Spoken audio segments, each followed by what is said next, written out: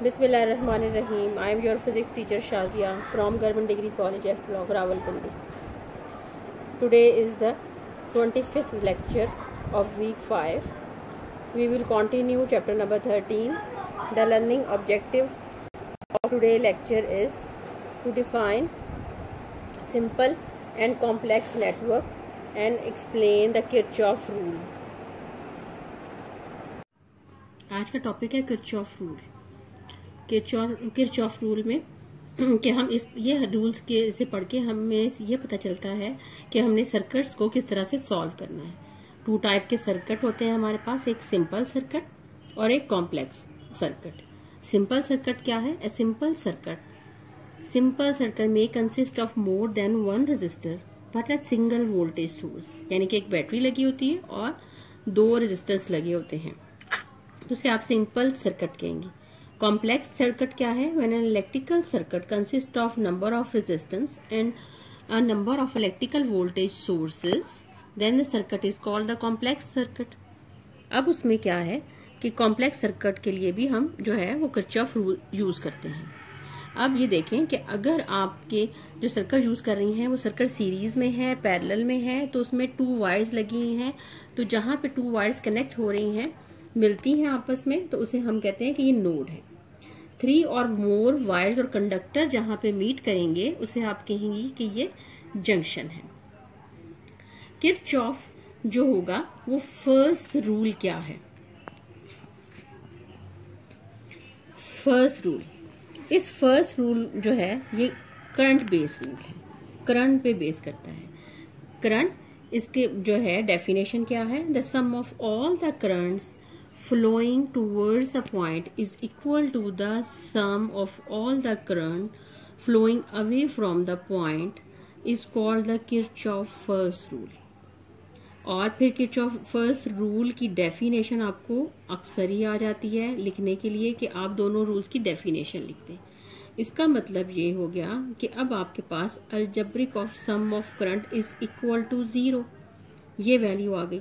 जब वो करंट की बात कर रहा है तो इट मीन्स कि जब करंट हम कैसे लेते हैं कि करंट की वैल्यू आपको मिलती है Q ओवर T के साथ, तो इसे कहते हैं law of conservation of charges. यानी इसे किरचॉफ रूल को जिस प्रिंसिपल को ये फॉलो करता है उसे आप law of conservation of charge कहते हैं। यानी ये कि चार्ज नॉट प्रोड्यूस और नॉट क्रिएटेड और नॉट डिस्ट्रॉयड, ये वैल्यू आ जाती है आपके पास।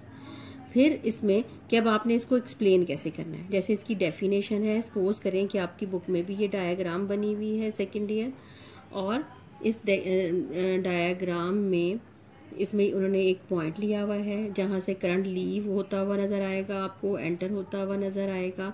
I1 I2 करंट है। इस डायग्राम को बनाने का मकसद ये है कि आपको पता चले कि सिंबल ऑफ करंट जो होंगे वो क्या सिंबल ऑफ करंट होंगे, और फिर इनकी वैल्यू किस तरह से आपने लिख लेनी है कि ये वैल्यू नेगेटिव इक्वल टू 0 है, नेगेटिव कहाँ आएगा और पॉजिटिव कहाँ आएगा। ये I4 करंट हो गया, ये I3 की वैल्यू हो गई। जो पॉइंट हम ले रहे हैं, ये पॉइंट हमने पढ़ा क्या था? Sum of all the current flowing towards the point, ये flowing towards the point, flowing towards the point, इसको लिख लेते हैं I1 प्लस I2। ये करंट की वैल्यू, जो ये करंट जा रहा है टूवर्ड्स द पॉइंट A, ये एंटर हो रहा है इनटू द सर्किट, ये एंटर हो रहा है, हम इस पॉइंट को कंसीडर कर रहे हैं। इन दोनों करंट्स को हम पॉजिटिव लेंगे। सपोज करें मैं यहाँ कोई और भी करंट बना लेती हूँ, यहाँ कोई और करंट आ जाता है, तो तब भी ये करंट जो होंगे, ये जितने भी करंट की वैल्यूज होंगी सबकी सब पॉजिटिव वैल्यूज होंगी। फिर ये पॉइंट, यहाँ से ये करंट लीव हो रहा है, ये करंट लीव हो रहा है, इट मीन इसके साथ वैल्यू आ जाएगी I3 नेगेटिव, इसके साथ नेगेटिव वैल्यू आ गई, I4। Sum of current is equal to 0, ये आपके पास डेफिनेशन थी, sum of current equal to 0, ये sum of current equal to 0, आप ये इसको लिख देंगी। फिर इस इक्वेशन को कैसे बैलेंस करेंगे? Plus I2 is equal to I3 plus I4। It means कि अगर इसमें अगर आप न्यूमेरिकल वैल्यू ले लें, तो अगर न्यूमेरिकल वैल्यू यहाँ 5 है, then should be equal to 5। दोनों वैल्यूज जो होंगी वो सेम होंगी। ये आपके पास हो गया Kirchhoff first rule. Kirchhoff first rule हो गया। फिर हमने पढ़ना है कि किरचॉफ सेकंड रूल क्या है। और किरचॉफ सेकंड रूल जब अगर आपको अच्छे तरीके से समझ आ जाता है सेकंड ईयर, तो उसमें क्या है कि आप बहुत अच्छे तरीके से न्यूमेरिकल सॉल्व कर सकती हैं। फिर ये किरचॉफ रूल आपको लिखने के लिए भी आ जाता है। तो किरचॉफ सेकंड रूल क्या होगा?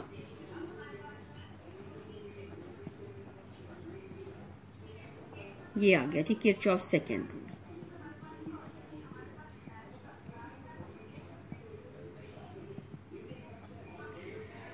सेकंड रूल हो गया। अब किरचॉफ सेकंड रूल जो है इसे क्या कहते हैं? इसे कहते हैं कि ये लूप रूल है। कि इसमें आपको वो कहते हैं कि आपने पहले भी किसी भी सर्किट को हम सॉल्व करते हैं, हम कहते हैं कि सर्किट शुड बी क्लोज, और इसमें हम लूप की फॉर्म ले लेते हैं कि पहले तो सर्किट क्लोज होगा, फिर उसमें लूप्स डिसाइड करेंगे, तो फिर ये आपका आ गया लूप रूल भी इसे कहा जाता है। फिर इसे और क्या कहते हैं? किरचॉफ वोल्टेज, ये KVL इसको कहते हैं। ठीक है, ये तीन नाम इसको दिए हुए हैं। सेकंड रूल है, लूप रूल है, और KVL with respect to the voltage, इसको ये नाम दिया हुआ है। अब ये रूल जो है वो किस पे बेस है, किस प्रिंसिपल को बेस करता है, किसको फॉलो करता है? ये बेस करता है law of conservation of energy को। इट मीन एनर्जी कैन जो है नॉट क्रिएटेड और नॉट डिस्ट्रॉयड। अब इसमें जो होगा वो law of conservation of energy की वैल्यू आ जाएगी। और definition of the Kirchhoff rule क्या है? Algebraic sum of potential changes along a close loop is equal to 0। It mean delta V is equal to 0। ये वैल्यू आपके पास आ गई, delta V is equal to 0।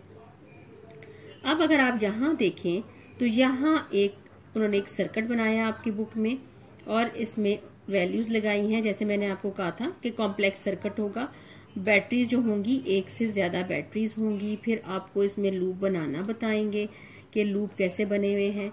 ये E1 बैटरी है, ये E2 बैटरी है, और फिर जो आपके पास यहाँ पे एक रेजिस्टेंस हो गया। इस रेजिस्टेंस की वैल्यू आप लगा लें, R1 की वैल्यू, R2 की वैल्यू। पहले आप इक्वेशन लिखना सीखती हैं और फिर देखती हैं कि ये जो R1 R2 की वैल्यू है, इसकी न्यूमेरिकल वैल्यू क्या है, E1 और E2 की न्यूमेरिकल वैल्यू क्या है। सबसे पहले हमारे पास जो नई चीज है वो E1 एंड E2। आपने देखना है कि E1 की वैल्यू बड़ी है या E2 की वैल्यू। जिस बैटरी की वैल्यू जो है वो बड़ी है, वही डायरेक्शन ऑफ द करंट का रिस्पॉन्सिबल होगा। इट मीन E1 की वैल्यू बड़ी है, आप डायरेक्शन ऑफ करंट के रिस्पॉन्सिबल ये आपने लगा दिया। इट मीन कि करंट इस डायरेक्शन में मूव कर रहा है। करंट जब इस डायरेक्शन में मूव करेगा तो अब आपने जो है वो एक पाथ चूज करना है क्लोज पाथ में। ये करंट की डायरेक्शन जो है, आपने कहा करंट इस डायरेक्शन में जा रहा है, तो ये क्या डायरेक्शन हो गई? ये एंटी क्लॉकवाइज डायरेक्शन हो गई। फिर जब एंटी क्लॉकवाइज डायरेक्शन हो गई, आपने कहा क्लोज लूप है, ABCD है, ABCD जो है ये डायरेक्शन हो गई। जब क्लोज लूप होता है स्टूडेंट्स, तो हम कहते हैं ABC and D and A। It mean कि first point and last point, ये दोनों पॉइंट जो होंगे वो सेम पॉइंट्स होंगे, तो आप कहेंगी कि ये क्लोज लूप आपको नजर आएगा।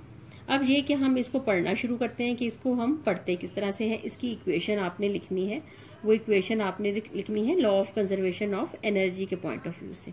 अब ये देखें, यहां से मैंने इसकी डायरेक्शन की वैल्यू लगा ली है। अब क्या होगा कि एनर्जी किस तरह से होगा, वो कहता है कि आपको कुछ पॉइंट्स याद करने होंगे। व्हेन द पोटेंशियल गेन, जब पोटेंशियल की वैल्यू गेन होगी तो वो पॉजिटिव होगी, यानी पोटेंशियल जैसे चेंज क्या हो रहा है नेगेटिव टू पॉजिटिव, तो ये आपका गेन है। फिर पोटेंशियल लॉस, पोटेंशियल ड्रॉप होगा। जब पोटेंशियल ड्रॉप है तो आप उसको नेगेटिव लेंगे। और फिर ये जो पोटेंशियल है आपके पास वो इंडिपेंडेंट ऑफ द पाथ है, यानी कि कोई भी पाथ पे वो जा रहा है तो वो इंडिपेंडेंट ऑफ द पाथ है। इट मीन कि आप सेम इसी तरह से नेगेटिव एंड पॉजिटिव वैल्यूज इस पे लिख देंगी। यानी क्या होगा कि आप इक्वेशन लिखना शुरू करेंगी। इस लूप की इक्वेशन किस तरह से होगी कि E1 delta Q is the energy gain. तो आप इक्वेशन लिखेंगी E1 delta Q is the energy gain which should be equal to the positive and the energy lost dissipation of the voltage across the R1। Energy जो dissipate हो रही है वो R1 की value हो गई। यहाँ पे एनर्जी का लॉस है।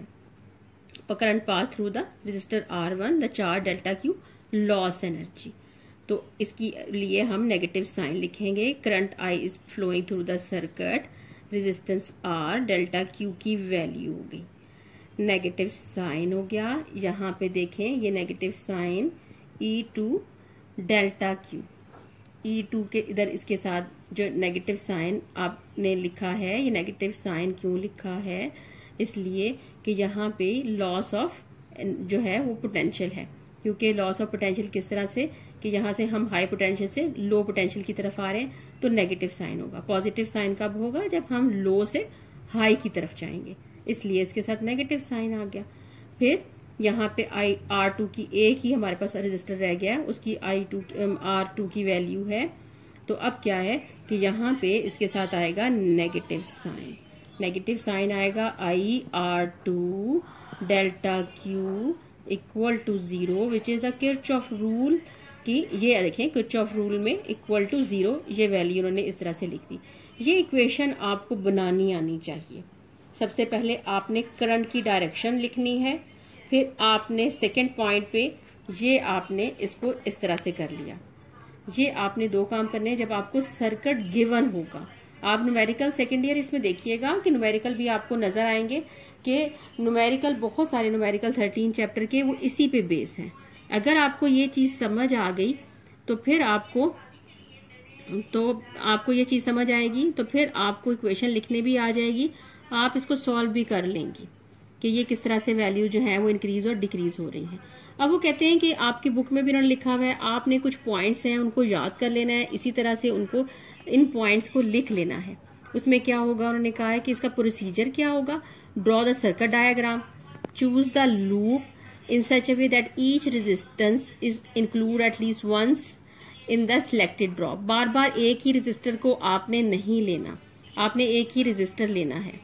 Assume the current in each loop. All the loop current should be in the same series. Same sense होगा, यानी कि आपने अगर एंटी क्लॉकवाइज करंट लिया तो एंटी क्लॉकवाइज ले लें, अगर आप क्लॉकवाइज लेना चाह रही हैं तो क्लॉकवाइज ले लें।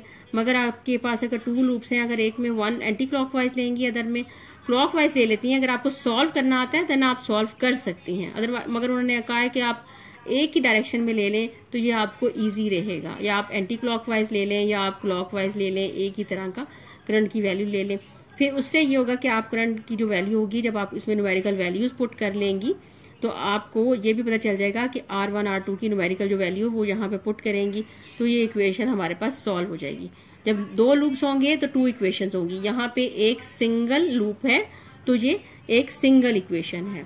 आपने इसको अच्छे तरीके से सॉल्व करना है, अच्छे तरीके से देखना है कि ये वैल्यूज जो है इक्वेशन किस तरह से लिखी गई है, और इनकी आपने किरचॉफ रूल की डेफिनेशन याद कर लेनी है, और सेकंड रूल को बहुत अच्छे तरीके से देखना है कि इक्वेशन कैसे लिखी है। अगर आपको एक सिंगल लूप की इक्वेशन लिखनी आएगी तभी आप सेकंड लूप की लिख सकती हैं। Thank you so much. Allah.